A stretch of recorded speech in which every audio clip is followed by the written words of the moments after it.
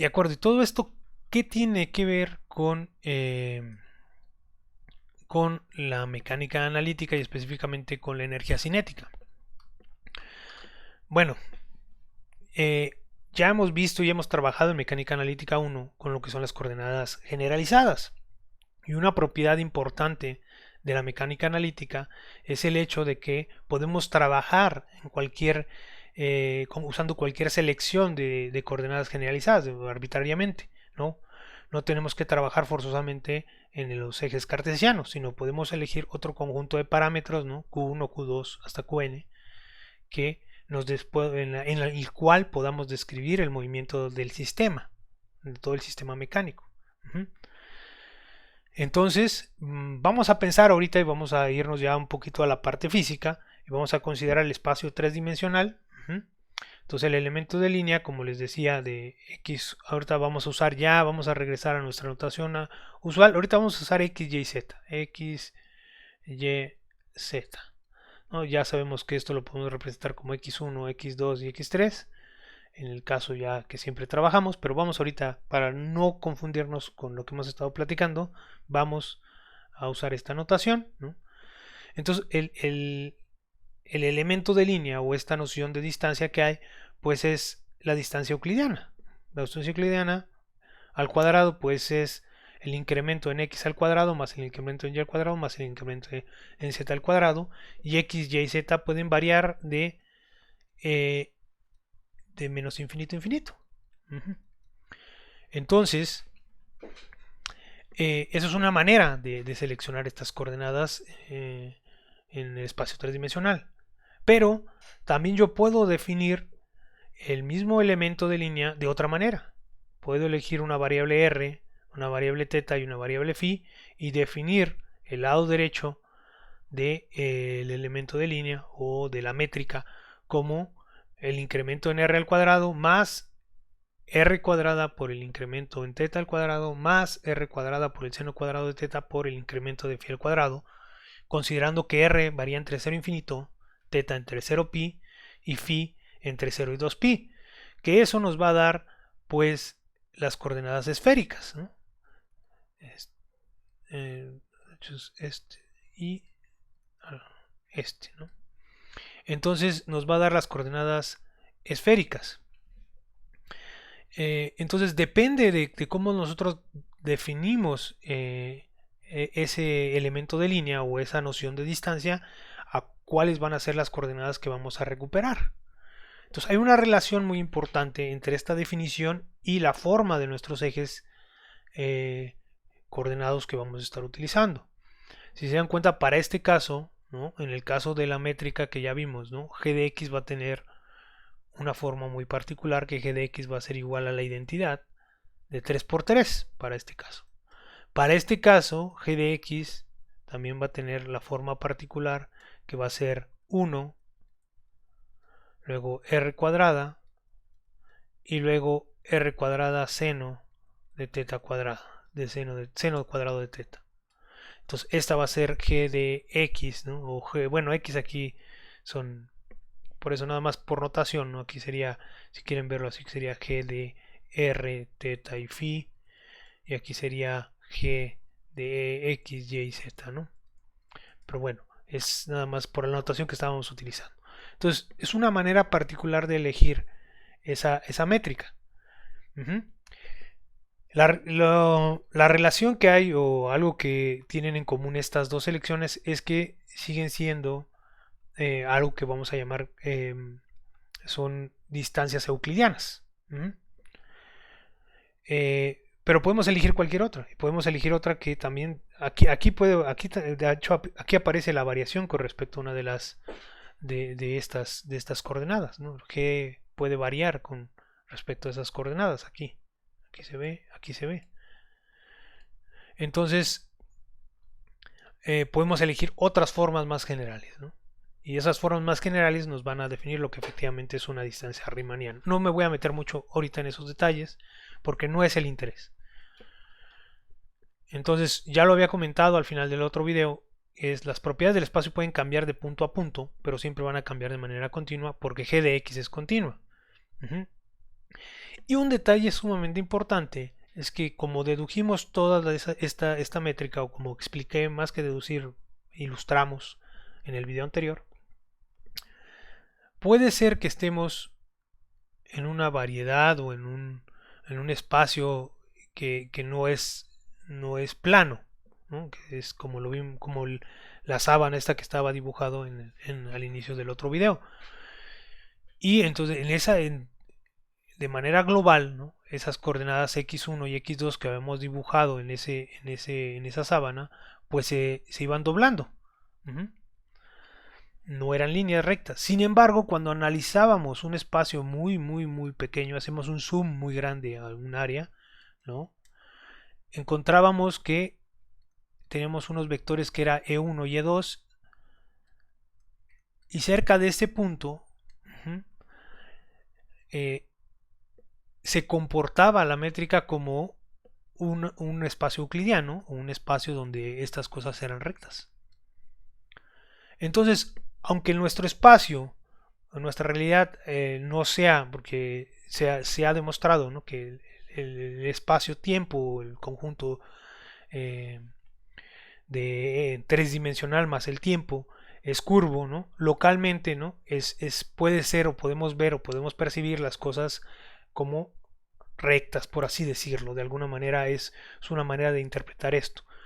En el caso matemático, que es el caso abstracto, es esto, justamente, que cuando hacemos un zoom o hacemos una aproximación local de esa distancia o de esa métrica, en realidad la métrica que lo aproxima es la métrica euclidiana.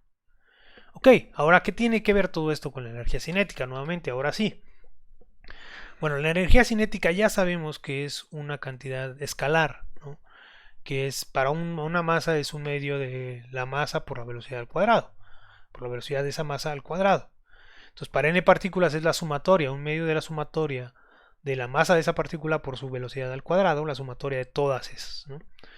Entonces, vamos a definir, ¿no?, o más bien vamos a describir la velocidad de la iésima partícula con la métrica usual, ¿no?, eh, la euclidiana, ¿no?, que es esto que está aquí, ¿no? ¿Cuál es esta al cuadrado? Pues es el incremento en x de la partícula al cuadrado, más el incremento en y, más el incremento en z al cuadrado, y como está el diferencial del tiempo al cuadrado. Entonces, ¿no?, la velocidad la definimos como el cambio de la posición con respecto al tiempo. Ya dijimos que ds es el incremento en posición, entonces esto es la velocidad al cuadrado, que lo podemos escribir como el lado derecho. Entonces ahora vamos a definir, recordemos que nosotros podemos elegir prácticamente como nosotros querramos esta cosa. Entonces vamos a elegirlo mientras cumpla ciertos detalles, no tiene que ser una cantidad positiva. Entonces yo voy a elegir como dos veces la energía del sistema, la energía cinética del sistema, por el diferencial del tiempo al cuadrado. Ese va a ser mi elemento de línea, así lo voy a elegir. Y esto, si sustituyo aquí la expresión de la energía cinética, me da esto que está acá, ¿sí? Pero si nos damos cuenta y nos regresamos, ¿no?, así estoy eligiendo yo ahorita este ds, ¿no? Entonces, si nos regresamos y sustituimos este ds en la expresión de energía cinética, pues voy a tener, ¿qué va a pasar aquí?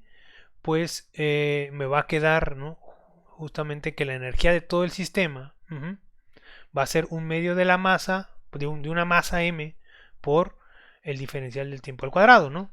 O sea, más que sustituirlo, es darnos cuenta, ¿no?, que la velocidad, ¿no?, velocidad i al cuadrado, ¿no?, ya habíamos visto, aquí estaba la velocidad i al cuadrado, ¿no?, es de xi al cuadrado más de y al cuadrado más de z al cuadrado entre dt cuadrada. Entonces aquí nada más estoy quitando el dt, ¿no?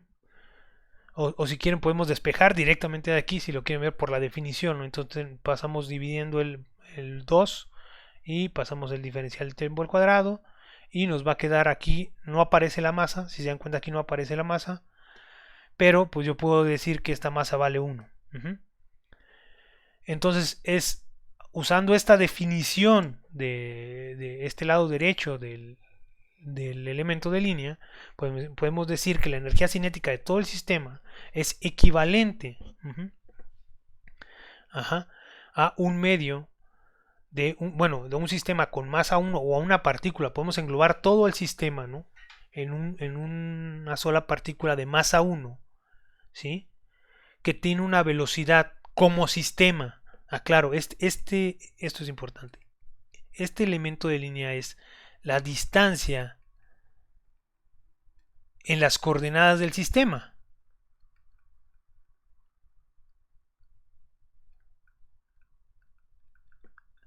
¿Cuáles son esas coordenadas del sistema? Pues si son las coordenadas cartesianas, son nuestras 3n coordenadas que siempre utilizamos, ¿no? Entonces esta es la velocidad del movimiento como globalmente del sistema, o sea, no de una sola partícula. ¿Por qué? Porque estoy definiendo que esta posición al cuadrado es la suma de todas estas cosas que están aquí. Entonces estoy definiéndolo de una manera muy particular. Entonces la derivada de eso con respecto al tiempo, o el cambio de esto con respecto al tiempo, es la velocidad de todo el sistema. No de una partícula, no la suma de las velocidades de cada una de las partículas, sino la velocidad del sistema como total. Entonces yo puedo calcular la energía cinética, o puedo entender que la energía cinética de todo el sistema es un medio, ¿sí? de una masa, de una partícula de masa igual a 1, con la velocidad esta que estoy yo escribiendo aquí. Y cuáles son las coordenadas de todo el sistema, ¿no? Esas 3n coordenadas en realidad están ponderadas de esta manera, ¿no? Esas son las 3n coordenadas que yo estaba diciendo, son la raíz de m por xy, raíz de m por y y la raíz de m por zi. Esas serían mis tres ejes coordenados, ¿no? Serían esos, ¿no? Raíz de m por xy, raíz de m por y y raíz de m por zi, ¿no? Para todo el sistema, ¿no? En realidad son muchos, ¿no? Aquí puse 3 nada más, pero en realidad son de i va de 1, ¿no? Hasta n. Entonces no podría dibujarlo, ¿no? Son 3n dimensionales. Ahora, eso lo estamos viendo desde el punto de vista de las coordenadas cartesianas. Normalmente en mecánica analítica hacemos el análisis considerando, como ya dije, las coordenadas generalizadas. ¿Cuándo utilizamos las coordenadas generalizadas o cómo utilizamos las coordenadas generalizadas? Pues para definir mis coordenadas generalizadas o el número de coordenadas generalizadas que requiero, primero tengo que saber cuáles son las restricciones que tengo sobre los movimientos de mis partículas en el sistema. Entonces vamos a asumir que las restricciones o los movimientos están restringidos, ¿no? Por las funciones fj. Tengo k restricciones, ¿no? Entonces están dados por estas funciones. Esas funciones, si las dibujáramos en el espacio 3n dimensional, claro, no vamos a pensar que este es el espacio 3n dimensional, ¿no? Que solo hay una partícula, por así decirlo. Entonces estos son justamente, son exactamente como sábanas que están sobre este espacio. Son superficies, son hipersuperficies, le llaman. ¿Por qué? Porque si estamos en R3, ¿no? Una superficie en R3 es una variedad o sí, una superficie sería directamente lo que entendemos por superficie, una hipersuperficie. En R3 sería una superficie, correctamente dicho, ¿no? De dimensión 2, que sería como una sábana. Obviamente si estamos en R4, pues una superficie sería hipersuperficie, sería un espacio R3 dimensional. Si estamos en R2, una superficie pues es una línea. Si estamos en R2, esto es una superficie, ¿no? Entonces es una hipersuperficie, un hiperplano también le llaman, ¿no? Cuando es lineal, pero podría ser que estuviera curvo, entonces es más general. Ok, entonces la intersección de todas esas, vamos a ver, por ejemplo, en R2 la intersección tenemos una línea aquí, otra línea acá, me va a dar un espacio, el punto este que está aquí, en el caso de R2, ¿no? o la línea que queda al intersectar dos de esas superficies, ¿no?, en R3, ¿sí?, me va a dar eso que queda, me va a dar el subespacio donde se pueden mover mis masas o mis partículas del sistema. Viéndolo de otra manera, si recordamos de mecánica analítica 1, ¿no?, la fórmula esta que decía que los números de grados de libertad era 3n menos k, donde n era el número de partículas y k era el número de ecuaciones de restricción, lo que estamos haciendo es que cada restricción me genera esa sábana, ¿no?, una sábana, y la intersección de todas esas sábanas me va a dar un espacio de dimensión 3n menos k.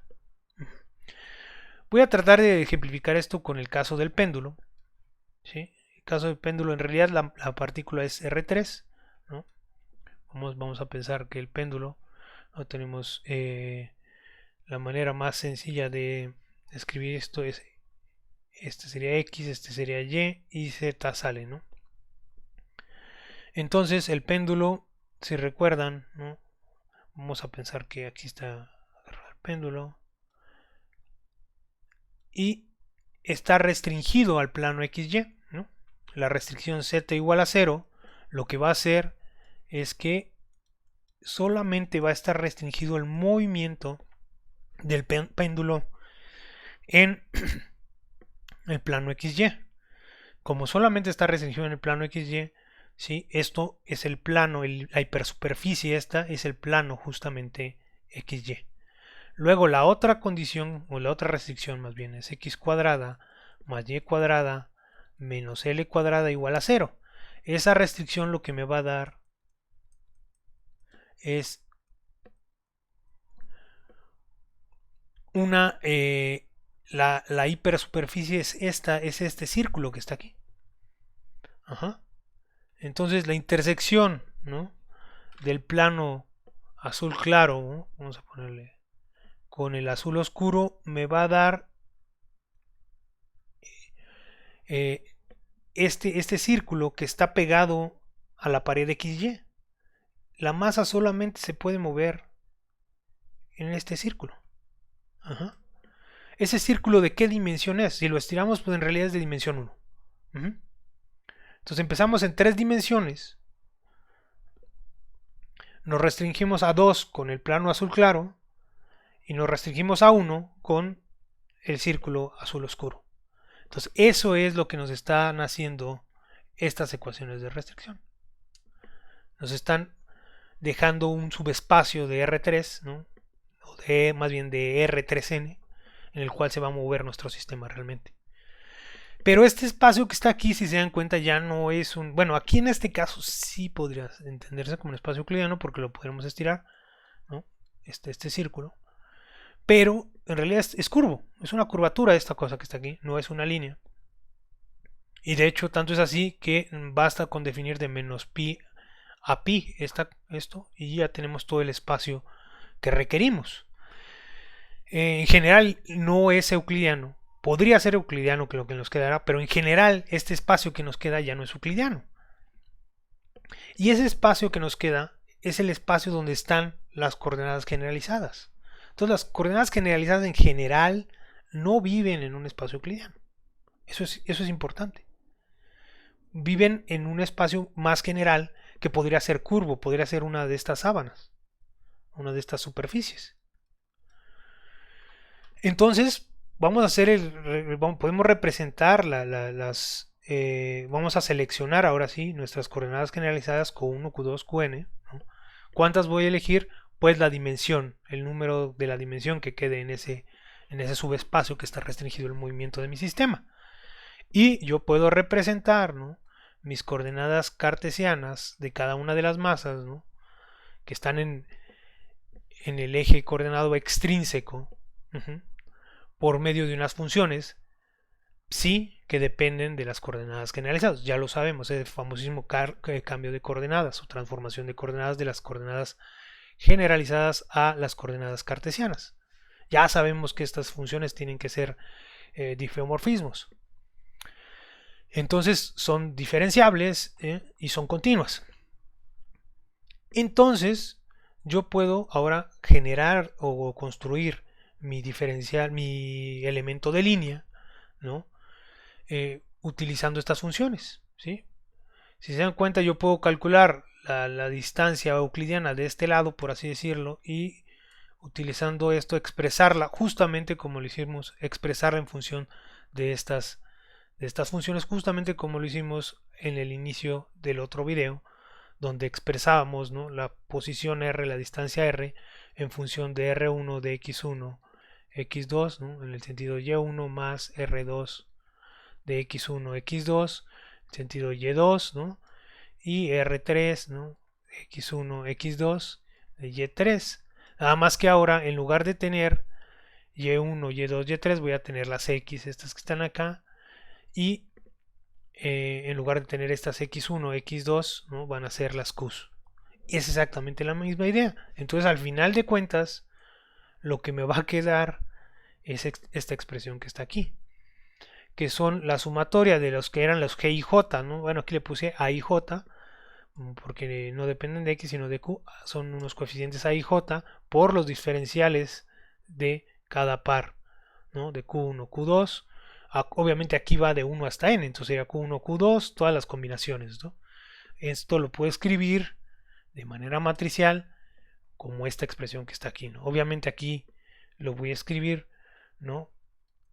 Este sería de q vector para que sea más claro, pues son todas, ¿no?, de q1, de q2 hasta el diferencial de la enésima coordenada generalizada. Y m, pues m, q, pues son todos estos coeficientes que están aquí, ¿no?, a11q hasta ann, ¿no?, a12, así, y este pues es simétrico. Y también va a ser positivo definido. Entonces, esta expresión justamente es la expresión que vimos como ejemplo, ¿no?, del ejemplo. Es exactamente la misma estructura de lo que llamamos que era la métrica riemanniana. Entonces, la cantidad esencial, ¿no?, la cantidad esencial que nos va a describir la distancia en un sistema mecánico no es otra más que la energía cinética. Esto que está aquí además es justamente la expresión que ya habíamos visto, si esto es Q, ¿no? Si recuerdan, de mecánica analítica 1, la energía cinética yo la puedo expresar de esta manera. Entonces esto es muy familiar. Y es justamente la expresión que nos da la distancia en un sistema mecánico. Entonces la distancia en un sistema mecánico es la energía cinética de alguna manera, o la métrica con la cual podemos medir una distancia en un sistema mecánico es esa expresión que está ahí y que está muy relacionada con la energía cinética. Para algunos casos es exactamente la energía cinética. Entonces, quiere decir que, bueno, aquí era Q punto, no, perdón, aquí es Q punto, energía cinética, porque es dq, ¿no? dq, perdón, me faltó ahí, dq dt, mq, dq dt, ¿no? Y este dq que está aquí, ¿no?, es este que está aquí. Eso era lo que quería, es Q punto. Entonces, la cantidad más importante, por así decirlo, que vamos a estudiar con respecto a la energía de los sistemas tiene que ver con la energía cinética. La energía no va a ser la fuerza. Todo el análisis que hagamos en mecánica analítica 2 es un análisis energético totalmente, ni siquiera de momentos. Vamos a ver que los momentos de todo eso, pero la deducción de las ecuaciones de Lagrange vamos a darles un significado un poco diferente al que le dimos en mecánica analítica 1, que son equivalentes. Una es la deducción de Euler, que es la de mecánica analítica 1, y el estudio desde el punto de vista de los momentos generalizados, y otro es el que vamos a ver en mecánica analítica 2, que es el enfoque de Lagrange, que es desde el punto de vista de un problema de minimización, y tiene que ver la minimización de la energía del sistema. Entonces la minimización, esto es minimizar la distancia, es una minimización de una distancia prácticamente lo que vamos a estar estudiando a lo largo de este curso y a lo largo de estos primeros videos que vamos a ver. Entonces podemos reducir todo el análisis del problema mecánico a un problema que es esencialmente un problema de geometría diferencial. Entonces vamos a utilizar muchas herramientas de geometría diferencial. No nos vamos a meter a los teoremas, pero vamos a utilizar esas herramientas asumiendo que son ciertos. Tal vez en algunos casos sí veamos detalles importantes, pero en general vamos a utilizar las herramientas para analizar, herramientas de geometría diferencial para analizar un problema de mecánica.